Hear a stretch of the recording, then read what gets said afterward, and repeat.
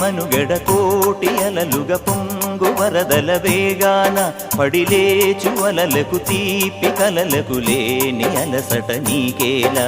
నల్ల నల్ల నీళ్లలోన ఎల్లకిల్ల పడ్డట్టున్న అల్లో మల్లో ఆకాశాన చుక్కల్లు